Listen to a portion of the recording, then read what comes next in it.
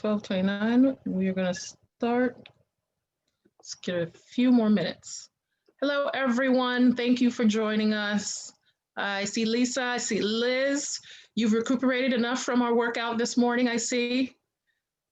Jennifer, thank you all for joining us. We're going to give it just a few moments, and we will start promptly at 12:30.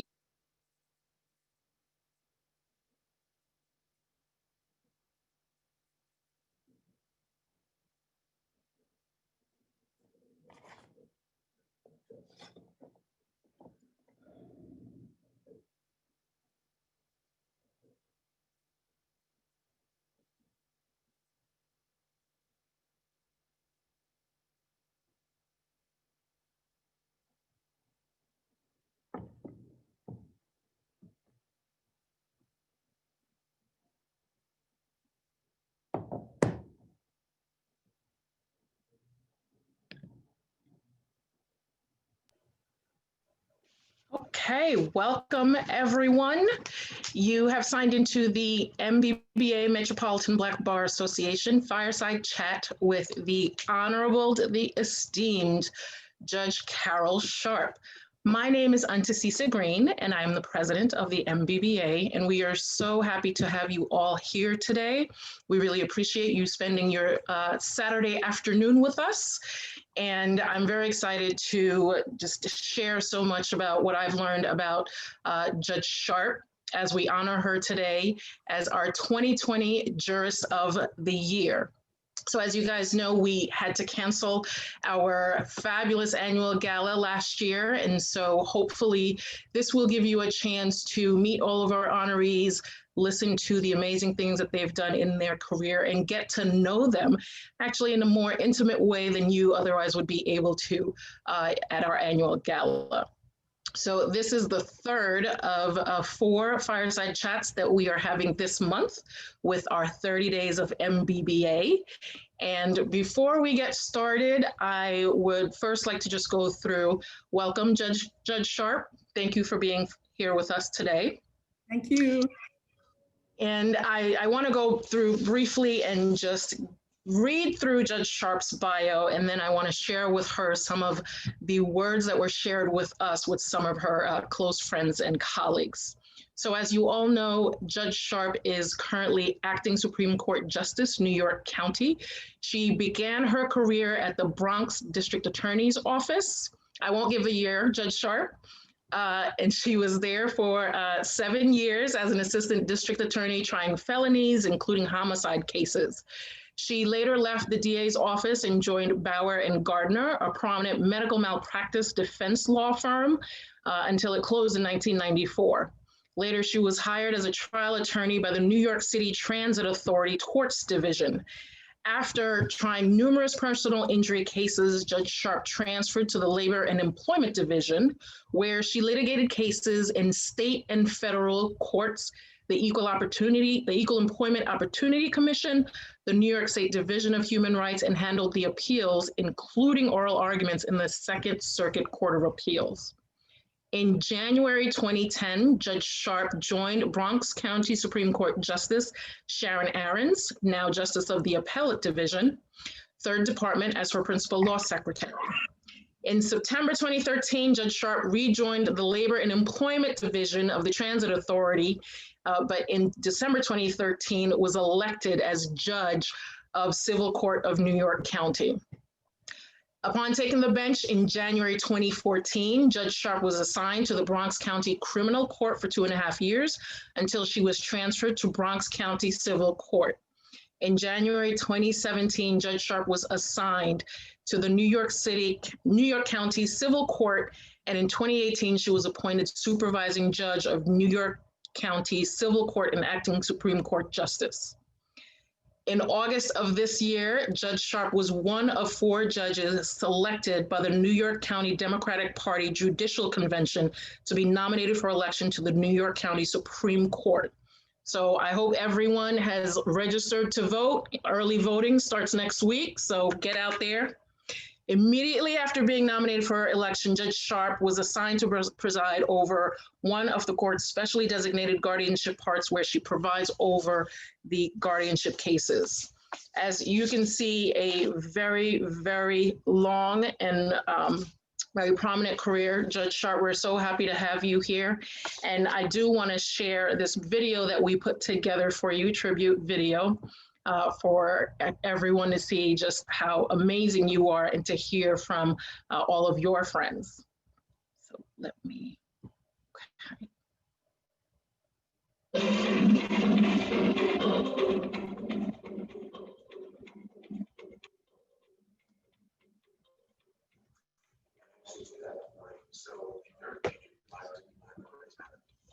Resources. They need someone who can understand your past and your way. When you think of your clients and witnesses, there's just some things that don't need to be said. There's a commonality. I met Judge Sharpe in 2004 at the New York City Transit Authority, where I was a newly hired attorney in the pretrial litigation unit, and Judge Sharpe was a major case attorney trying cases.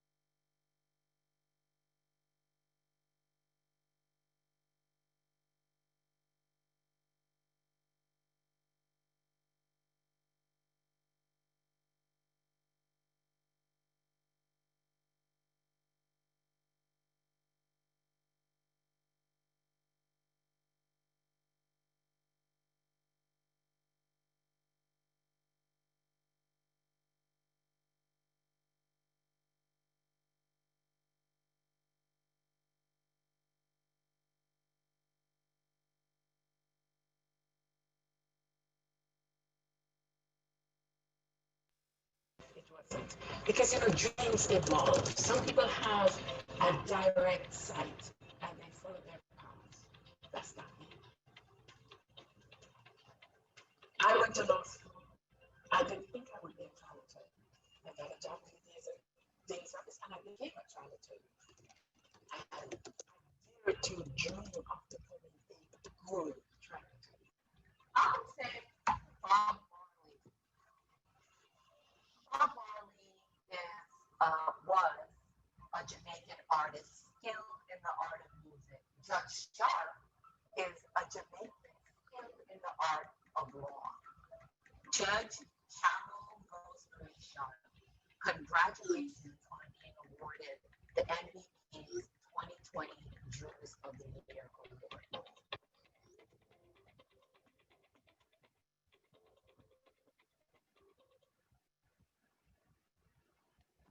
Okay. So my apologies for that that temporary technical error, everyone. But I hope you were able to hear. And of course, we will be sharing the video, along with the recording of this video in our upcoming newsletter, and it'll also be featured on our YouTube page and all of our social media. So I apologize for that quick glitch right there, but we will be getting a chance to hear Judge Sharpe and everything that she has accomplished.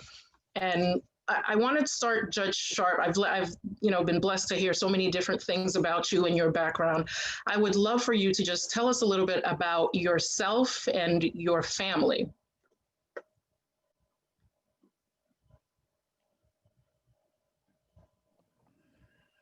First of all, thank you, Anta. Thank you, Jason.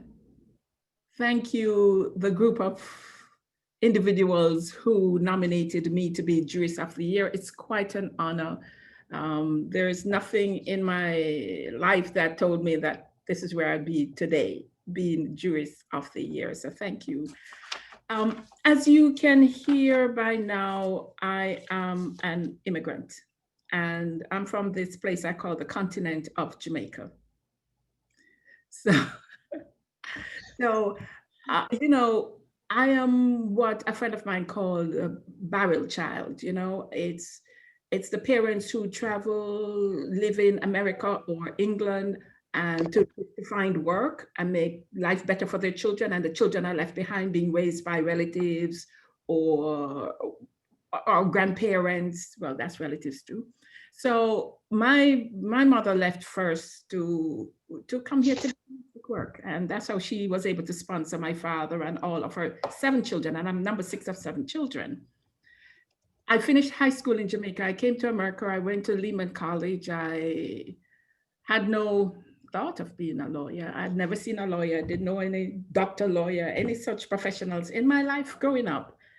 But how did I ended up in the law? I don't know. So I first started with this idea that I wanted to be a doctor, right? And then I did my first biology college. I started college 2 weeks after I came here. I started biology in college, and I couldn't understand the teacher's American accent. Weird, right? Most of our accents that we got were going to school in Jamaica were British or Jamaican. So right. I couldn't understand these Latin words, you know, because biology has a Latin base with American accent. I didn't do well, and I moved on from my great career in medicine.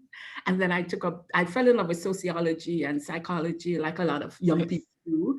I also did economics courses, and I graduated with a degree in sociology / social work. And I wasn't going to go to graduate school in social work because I know I did not want to do social work, because I don't think that I could help people the way I had this idea that I wanted to help. So in my immigrant household, when you graduate college, you're either working or you're going on to graduate school. And I had none of the above. So Lehman College was doing this new program, the paralegal school. So I figured, oh, let me do that. Then, you know, at least I'm justifying why I don't have a full-time job, or I'm not in graduate school. So while doing the program, I understood the law. And one day, this friend of my sister's, then my sister was a diplomat to the UN for the Jamaican government, and one of her Bayesian friends, and I think he may have been an attaché for Barbados, he said to me one day, why be the cart when you can be the horse? Why don't you apply to law school? And I did. And Boston University accepted me. And of course, the imposter syndrome slipped in, because I'm going, okay, I'm going to go there. It's all a mistake. I'm going to go there, and it's a mistake. It's a, you know, so the mistake graduated. And I did not think, if you could have heard that tape when I was speaking to Jason, and I said, I never thought that I could be a trial attorney, given my accent. And at that time I had a real lisp, you know, I had to teach myself not to speak with my lisp. So, and I got a job in the DA's office. And what did I end up doing? I was in the courtroom trying cases. Very nice. Well, here I am. How many years? Yes. And by the way, I started in 1986. Yes, I'm in. Well, I was being respectful, right? Right? Would not reveal that until you told me it was okay. So, but this, I mean, this is an amazing story, right, of an immigrant who, you know, we always hear the stories of those who knew from childhood that they wanted to be a lawyer, and this resonates with me because I sort of was the same, right? I think I told you I was pre-med, I failed organic chemistry a couple of times, and then I said, okay, forget it. My father wasn't very happy. I mean, he's still not happy, I'm a lawyer, right? But family, you know, an immigrant family, you know, a lot is expected from you, especially, you know, being from such a big family. So you said when you first got here, 2 weeks later, you started college, and you had problems really just understanding what your teachers were saying, right? So how did that affect you in terms of your performance, and how did you adjust, right? So that it so that you ultimately found your way? What led you to be able to make the adjustments that you needed in order to, move forward? Well, another joke about college. So I did English and I wrote, I had to write, and I said color, COLOUR, neighbor, and neighbor. Yeah, I did BOUR. And that professor took pleasure marking up every single word I spelled, and I couldn't understand what was wrong with the teacher, but then I adjusted and I learned to drop the U from certain words like color. And the wonderful thing is having the size family that I came from. Mhm. So we were our support system, and Yeah. I was a part of the church community. I came here, I think, on a Friday, and by Sunday I was at church in Harlem. And there was again a Jamaican community at Lehman College, and there was a Christian community at Lehman College. So I had communities, but that didn't take away the longing and the pain for home, as a new immigrant. But I knew I was here to stay. My parents had lived here. My older siblings had lived here for years. So you adjust because it's about survival, just like we do as lawyers. If you're given a case and you don't know anything about it, you do what you have to do to adjust and learn, and it's survival. So that's what I did, and it's God bless America. I keep saying, because if I was in Jamaica, certainly I would not be sitting here as a judge. Right. Trajectory. Mm-hmm. And as you said, the survival, you keep pushing forward. But what I heard is community, right? Community support, right? Making sure you have the people around you.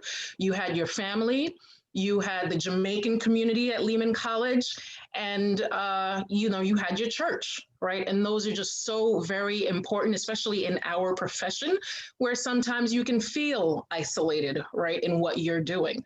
So that is just so important to emphasize that we all need these things, right, regardless of what position we are in our personal and professional careers. So you talked a little bit in the video about the highlight of your legal career.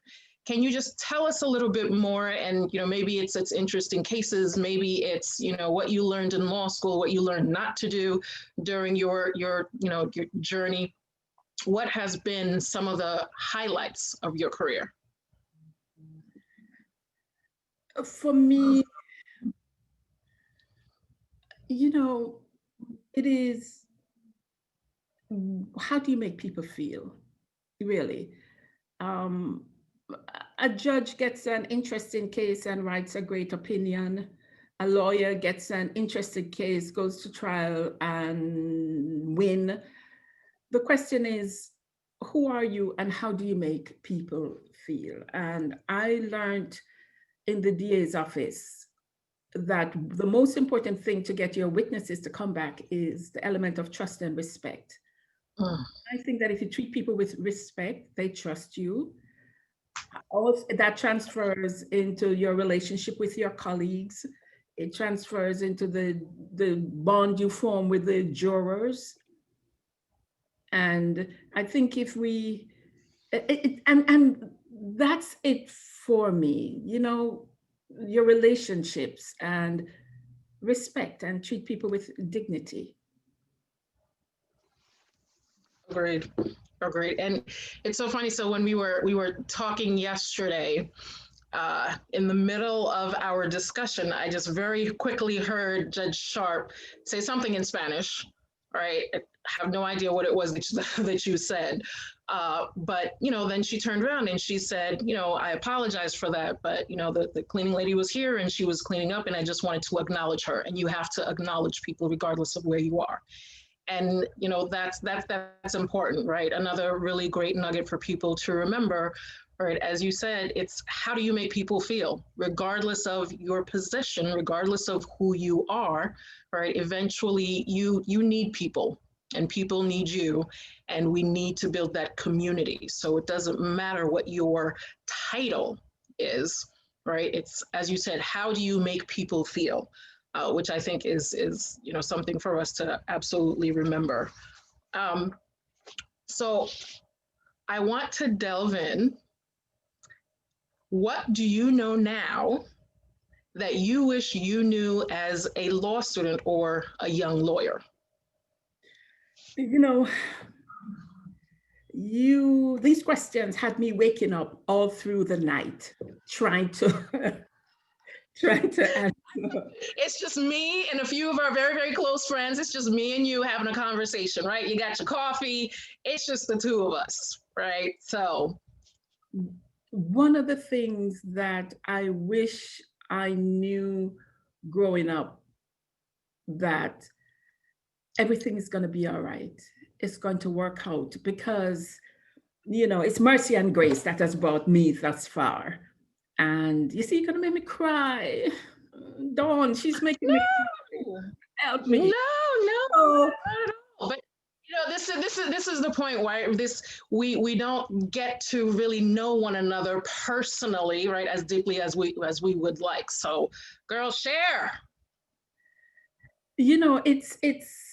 I had no idea that this girl growing up in Jamaica would be sitting here today as judge. I had no idea at 17 years old. I had no idea at 30 years old. I had no idea at 40 years old. I had no idea at 50 years old. You kind of get the number? We got it. I had no idea that I would be where I am today. And if the one thing I would say to anyone is, who you are matters. Your words matter. Your belief matters. And if you work hard, there's some people who have photographic memories, some people are brilliant, some of us have to work harder. But if you work hard and don't give up, and I tell that to my little ones, work hard and never give up. And mind the company you keep. Mind the company you keep, because it matters. When I first joined the DA's office, there was this ADA. She was one of the executive ADAs, and she was the first woman to try a homicide case in the state of New York, or maybe the city of New York. And she said, from now on, there's some people you cannot associate with. From now on, there's some cars you never get into because your friends are carrying something. Right. They got something on you. And if the car is stopped and something's found in the car, everybody's going. There's some parties you can't go to because, back in that room, there are things going on and you can't be caught. And that's one of the things about living in the church and living in my strict Christian home, is that there's certain things I couldn't do, certain places I couldn't do. And I am so grateful for that now, because that stopped me from engaging in certain behavior. And it really does matter. And even if we don't know where we're going, we don't have this clear picture, sometimes like me, you feel like you're a complete loser. You feel like everybody else gets it and you don't get it. If we just hang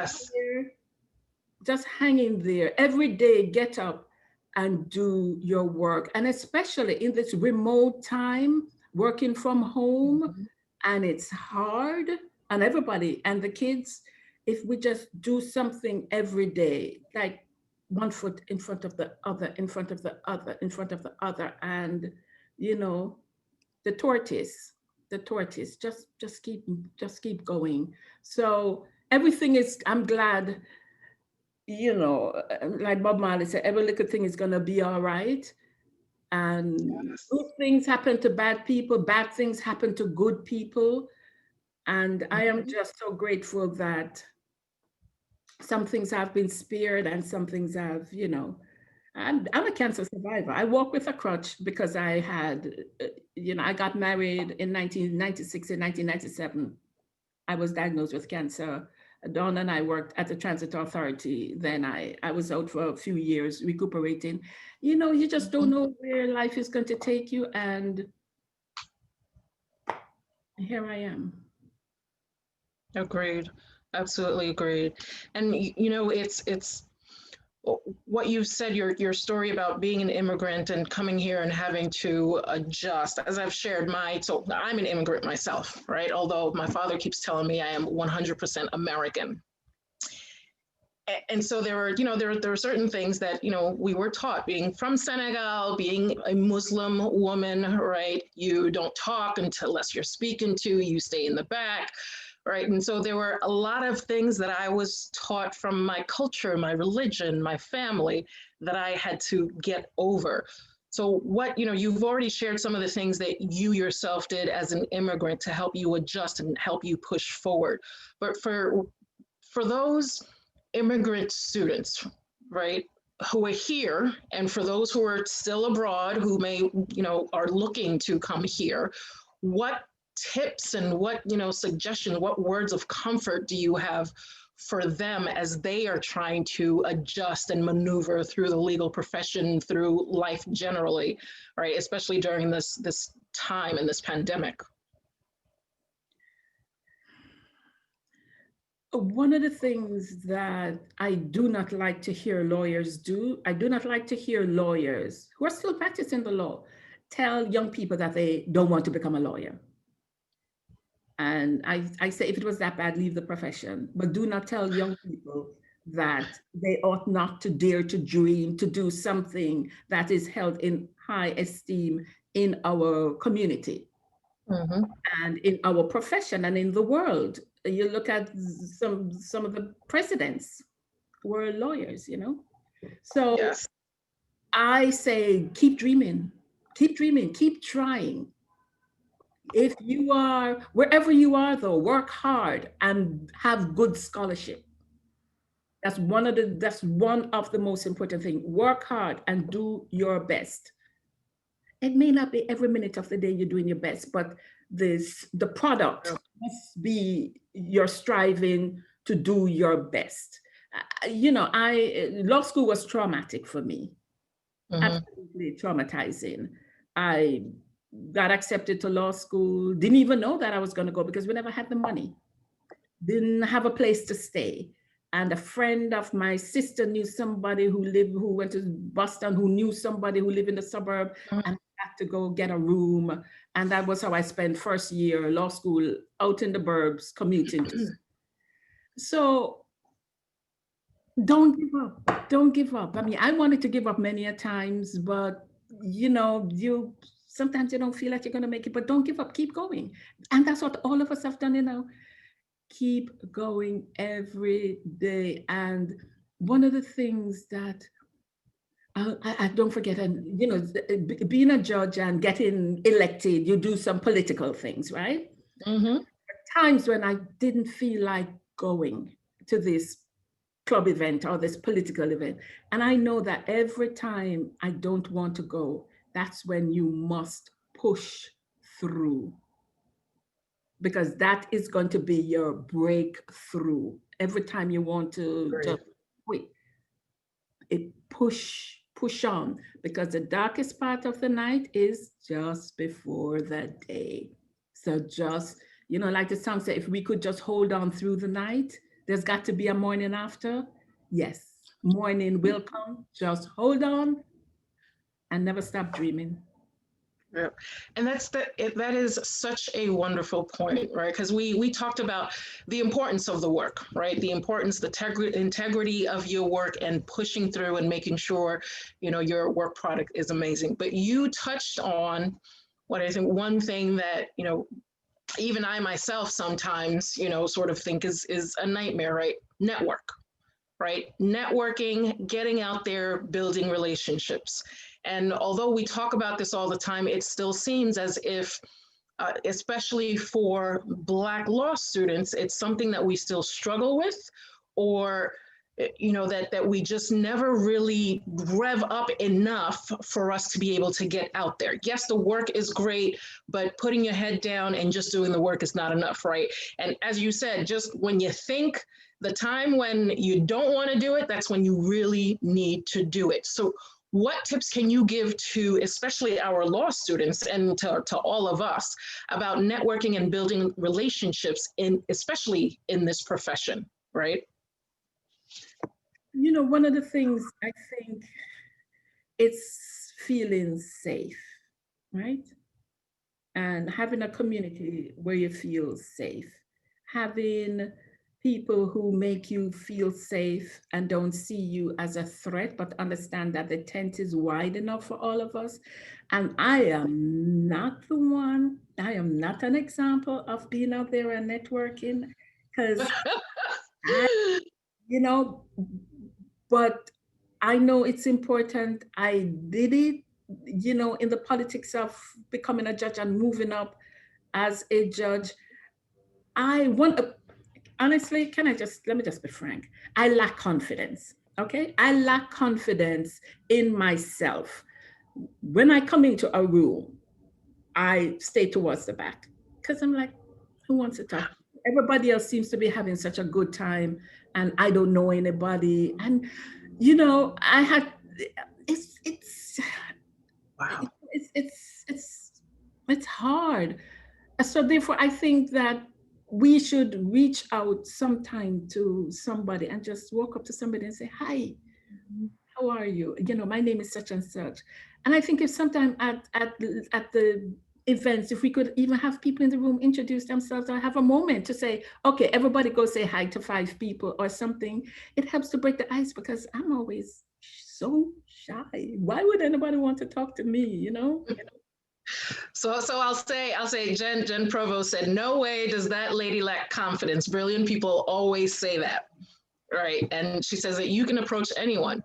And it's very refreshing, Judge, to hear you say this because I say it sometimes, right?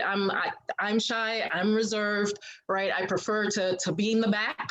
Right. But there are times when you can't do that. Right. And you say you're not an example of those who go out and network, but you actually are, right? You're out there, you did it, especially in the political landscape where you have to be connected, you have to do the fundraising, and you have to be upfront all the time in order to make sure that you do what needs to be done, right? So that come November 3rd, right, you'll be back in the same seat. So you are absolutely an example, but it is still refreshing to hear from you how you struggle with it.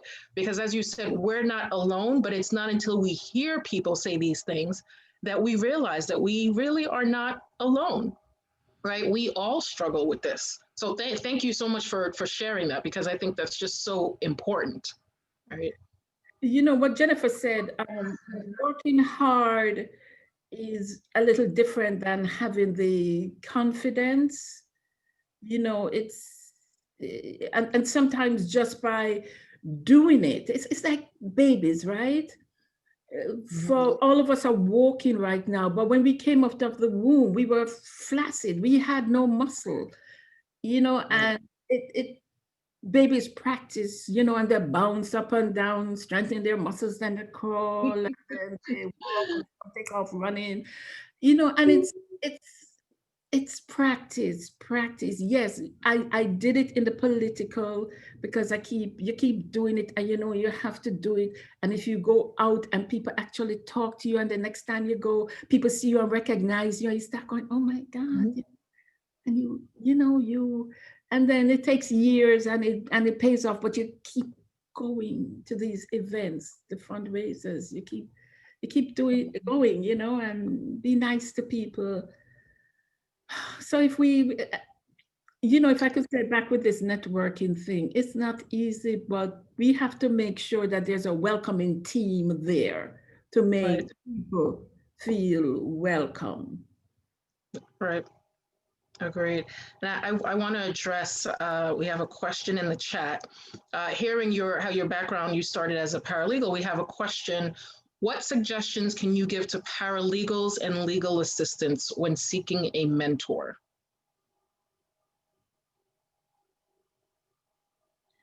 When seeking a mentor, well, I think one of the things that mentors have to do is make themselves available, one, right? And, there's this concept called mentoring. And if each one of us, if each one of us take on a young paralegal, a young legal assistant, a young lawyer, and be kind and not judgmental, Mm. you know, don't put somebody down, encourage. So I don't know if it's seeking a mentor as much as meeting that person who is going to be kind and make you feel safe, because I think that's what it is in relationships. It's just feeling safe that you can, this person will accept you warts and all. Uh, you know, so it's, and titles don't necessarily are not the biggest things in life, because not because the person has a title, that means they're gonna give on to you. Sometimes it may Mhm. be just a regular line, as when I say line assistant, a regular line lawyer, you know, not the supervising lawyer, not the managing partner. It may be just a line person who's doing the work, who will show you the ins and outs. So it's, I don't know if that's making sense to you, but it's who you feel safe with and who's going to take the time to help you and not make you feel worse. Agreed, agreed. And as you emphasized before, the trust, right? And it's so important. And I think that's one of the reasons why, so many mentor programs sort of struggle, because you pair people up on, some very preliminary factors. But if they don't connect, right? If they don't connect, if they don't have anything in common, if they're not comfortable with one another, that mentorship relationship is not going to flourish, right? It's not going to work, and neither party will get what they need out of it. So I completely agree. It's about when you find that person that makes you feel safe, right? Regardless of title, as Judge Sharpe had said, see where it goes. Talk to them about their experience, talking to them about, their views in the profession itself, and get to know them, get to understand who they are. And I think it'll be a mutually beneficial relationship. And you'll see that sometimes mentors turn into mentees also, right? When you have that relationship. So I want to turn real quick, Judge Sharpe. I would love for you to talk to us about why the Metropolitan Black Bar Association is important to the legal profession. Well, when I first started, I started as a law student. I was doing an internship in the Bronx Legal Aid office, and Judge Ivan Warner in the Bronx, he started the Bronx Black Bar Association. And I, as a law student, went there with the Black lawyers, and I'd never seen so many Black people before, and they were few. We sat in the jury box. So we're talking about 12 seats. Wow. Okay. Yeah. It was mostly men, but it mattered. This Black organization matters, because when we're talking about mentees, when we're talking about friendship, when we're talking about safety, it matters because we understand the struggle together. Mm-hmm. And that game show, you can call a friend. Sometimes you have issues that come up, legal, personal, and you need a friend. You need somebody to just send you emotion. And sometimes you just need to see people who are doing well. I've come to even now, on the occasions that I come, to see young people at the law firms doing well. And I'm standing in amazement, because who are these people? They are so confident. They are rocking this and these big law firms. And just to know that, yes, I can. Everyone else has their affinity groups, and it's there to strengthen and to form bonds. And that's why we need to take some time to, have the welcoming committee who make sure everybody who walks in the room feels that, yeah, hey, you belong here. It's Great. So if you didn't hear that, that means join the Metropolitan Black Bar Association. Okay, Judge Sharpe said that to all of you directly.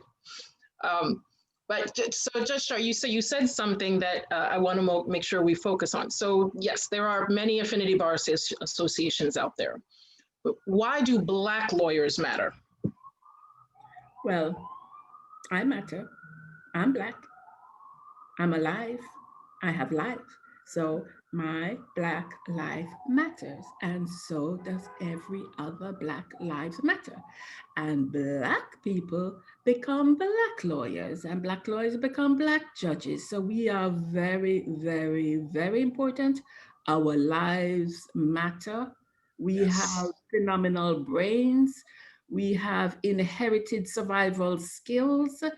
We know what it is to survive adversities.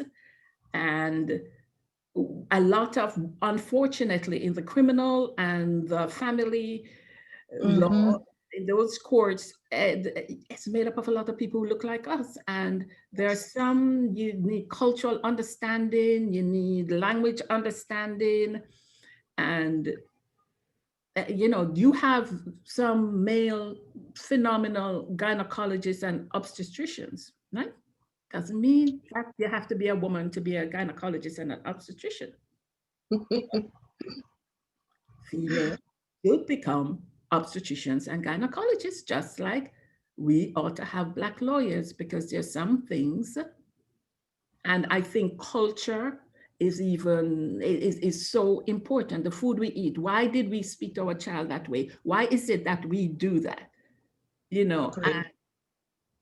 what is the dialect that you speak at home? Because even sometimes Jennifer Provost and I will joke about our patois, and it becomes important the way we were we were raised. It's very different from the way I'm raising my daughter. Right. The things she says, I'm like, oh boy, I could go have done this in Jamaica. So we matter. We matter, especially if you're a Black person with a different language. We matter. Yes, agreed. And so I think you touched on this a little, but Michelle is asking, what can we as Black women lawyers and judges, what can we say to our sons and daughters to make them want to pursue the law? I would tell my daughter that I want you to become a doctor. Your parents are getting old and we need another doctor in the family. And she hopefully will go to law school. It's her dream. I think this era that we're living right now is a real breakthrough era. And I think that it's important for people of color to become police officers, to become lawyers. And I think if I don't know, children are funny things. I'm raising some, so you can't even predict come out. You try for the best, but if you can explain that it's important that we have representation, and we matter, and we don't need to be on the other side of the table. We don't need to be the ones coming out in the handcuffs.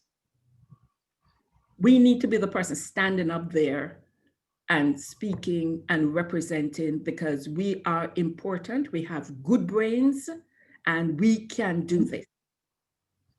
Agreed. And Jennifer says exposure to the practice, right? And as you've said, which was my experience, I didn't know any lawyers, right? I still don't have any lawyer. I'm the only lawyer that in my family, right? And so it's important to expose them to it and make sure that they understand what it is outside of what they see on TV, right? Because sometimes that's all we see, and we don't have those real life role models that we can ask questions.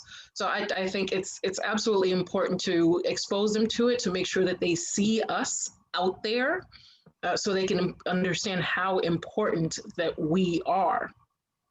So I'm going to get more personal now. Are you ready? Sitting comfortably? I've been scared. I've been trying to calm myself down. Okay, so if you weren't working as an attorney, you would be fill in the blank.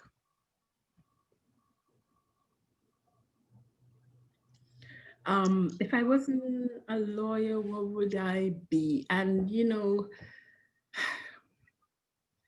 I would always want to be in the help profession where I'm helping individuals. Sometimes I would probably have gone into social work, something helping. That much I do know. So Jennifer says psychiatrist, by the way. You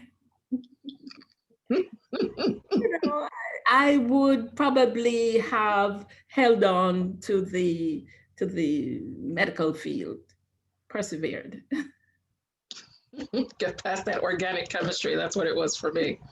But I see that pursue, because you went into social work for school, and you know, given the appeal to the legal field. I mean, it's a lot of what we all do, right? It's that help. It's, as you said, the kindness. So I can see you absolutely in that realm. So I know we talked about this question. I'm going to ask it anyway. Name one person or people who have inspired you throughout your career. Yes, and I have an answer for you. Okay.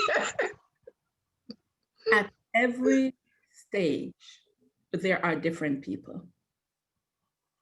I mentioned the person who said to me, "Why be the cart when you can be the horse?" When I first came to America, my sister was a diplomat to the UN. She was doing a master's degree at NYU, and my other brothers and sisters were in college. So they inspired me. They are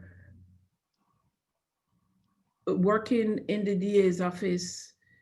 There were people who were just kind. There's a retired Judge Eileen Koretz who gave me homicide cases, and she would come into the courtroom and watch me, and she would just heap praise on me, and I'm like, where's this coming from, you know? So, and then, you know, different people. When I went to work for Judge Sharon Aarons, the fact that here was this Jamaican woman who did not stop. She got elected to civil, then she got elected to Supreme Court. Mm-hmm. And seeing the other judges there and understanding that it is doable, because I had no clue. I had no clue that somebody like me could become a judge. It just wasn't. I always see these judges, and it never even occurred to me. I thought it was just something that happened to them. So it's different people at different moments in time, you know? Great. Yeah. No, that absolutely makes sense, because you're always growing, you're always learning, right? And you know, it is hard, but you found your community, you found your support network, right, immediately when you got to law school, and then even, you know, at Lehman. So it's I like the way that you phrase that, right? That it's different people at different times, and you just never know who these people are until you're actually in there in the mix. And sometimes looking back, right, you're like, oh yeah, this is the person who did that for me. So speaking of people who inspire, and you know, maybe people that you look up to, if you could have dinner with anyone or a conversation with anyone, who would it be and why? A couple of things. In that question, it's asking for, I would want to have dinner with somebody because I want to get something from that person, right? Whether it's words of wisdom, inspiration, motivation, I want to get something from them. In a dinner, it wouldn't happen. Whoever, I could come up with fancy names and sound impressive right now and just make you think so smart. Oh, she would want to have dinner with President Obama or something. You know, none of them would give me what I want and need, because I'd be getting an hour of their time. I'd be getting whatever they would give to anybody else. Mhm. So that doesn't motivate me. But I tell you what I'd love to do. I'd Okay. love to have dinner, not dinner. I'd love to, and it's not dinner for me, it's spending some time, because a dinner is limited, you know? True. Right. Spend some time with my parents, who are now dead, learning about their lives when they were young, right? One, Mm. my sister and I, my parents lived in Miami for many years after they left New York, and I would go down there very often to see them. And my sister, who lives in Canada, and I went to Miami to visit, and we took my parents out and this other childhood friend from from my mother. In fact, she knew him as a teenager, and his sister married one of her uncles, so we're like kind of related. And the three of them, Right. all three are gone now. And they started having this conversation, and my sister, she's number one and I'm number six. So there's an age gap. We were in shock. They were talking about World War II, and that there was the blackout in Jamaica. My mother grew up in the country part, St. Anne. And she was telling us that a constable would walk the streets at night, making sure that all lights were out. And, you know, he would come to her grandmother who raised her and say, Miss Millie, you know, you have to turn off the light. And she would shoo him away. But they experience that, the whole scare of the bombing, because one of the things about the Caribbean, I grew up learning this in the history, is Mhm. is that they thought about during the bombing to relocate the bombing of England, and to relocate the crown, the royal family, to one of the islands, and you know Barbados was the main one, but in the territories, because we were their colonies, they Mhm. had to have the same blackout, and I had no clue that my parents experienced that. I know my father, and my father also told us that he was volunteering to join, you know, to join the British Army. As we know, a lot of West Indians went over there Yeah. to fight, and some of them, I think, you know, with the windswept group and being shipped back because they're not British citizens, and we know what's going on. But I would just love to hear some more of that, because that's special to me, because that's the thing they live. That's what informed them. So maybe some people say I'm too lowbrow. I don't have any ambition to go speak to some. Oh, no, not at all. I think that sounds absolutely amazing, and definitely something that I can relate to. So I'm one of six, and I have two brothers and sisters who are currently living in Senegal. And my youngest brother is, I mean, he's extremely adventurous, but he has actually taken to traveling the entire countryside, right? Going to places that we had heard of, right? And actually finding the village where my grandfather, my great grandfather, great grandmother lived. And it's amazing experience that he's had, because now he's hearing stories about who they were as people. And, I don't remember much about them. And so I agree. I mean, people interpret this question however they like, but just having heard that, and then being able to relate to that and really try to understand how they lived, right? Because even nowadays I'm like, I don't know how I lived without a cell phone, and my kids would probably be amazed. But I agree, there's some things that you wouldn't be able to get from others, right? Or to hear about, and even to hear them relate it is different than than you learning it in the books and doing your research.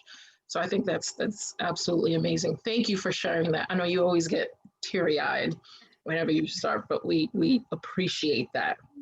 So see, didn't I tell you this hour was going to go by really fast? See, we're almost done, unfortunately. But I do want to ask you, and I love your answer to this, and I'm hoping that you're going to share it. So, what is the best piece of advice you've received in your life? We have, it is, okay. So I told you before that I was brought up in the church, right? So everything that my parents gave us comes from the church. And there are a couple of things I want to say before I talk about that. It reminded me, I told you I woke up a few times last night thinking in particular about this question. And it reminds me of what we were told, that you have to be honest at all times. At all times. Your word must be your bond. We are told that, God is there. Even if human beings are not there, God is there and God knows the truth. And man sees the outside, but God sees the inside. Don't judge a book by the cover.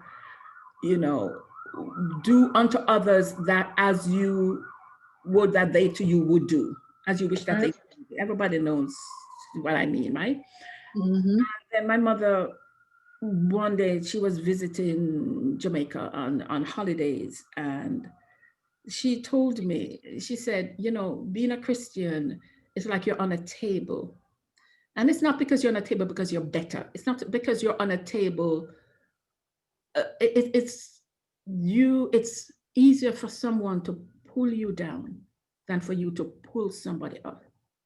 So you have to be aware of who you keep company with. And it goes back to what I said before, that if you don't spend time with certain people, you probably won't get caught up in certain things. I've never heard of anybody in a drug program because they never tried crack, You only go to a drug program because you got involved in something. And it is, but if you don't get dragged down, if you can keep moving forward. You can keep moving forward. You can accomplish all that you want to accomplish if you don't let negative pull you down. And it's also emotional stuff too, I see someone wrote something about mental health issues are very complex and foreign to the main culture. Can you talk about the attitude of NY judges related to the issues in general? And, mental health issues, yes. We have to be so aware, mindful, and aware that mental health issues affect us too.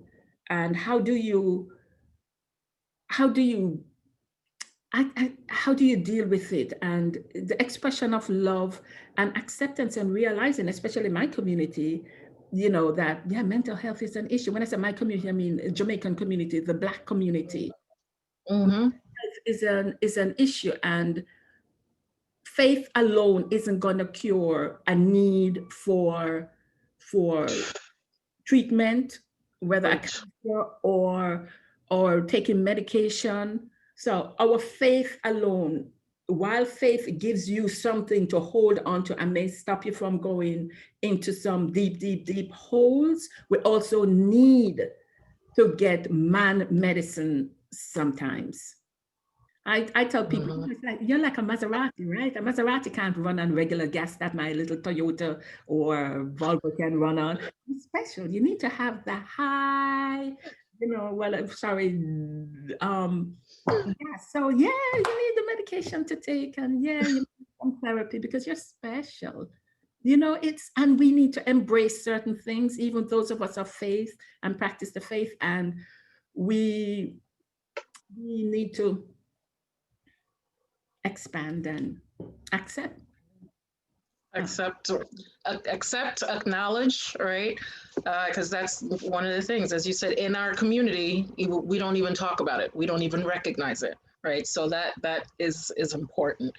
So I am so sad. We only have like 2 minutes left, but I have to tell you, I've I've learned so much from you and look forward to being able to learn more. I'm so proud to be able to, on behalf of the Metropolitan Black Bar Association, congratulate you as our 2020 Jurist of the Year.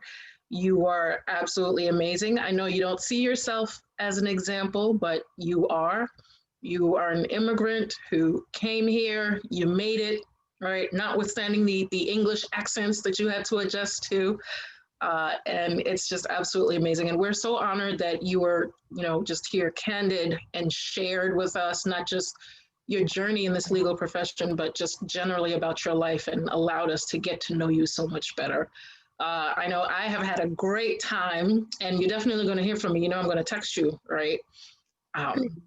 But any last words of wisdom, and they are words of wisdom because they're coming from you, just some last words of wisdom, for us and those who are, currently on the line as we continue through this pandemic and, just all the discussions of racial injustice and everything that we are dealing with today.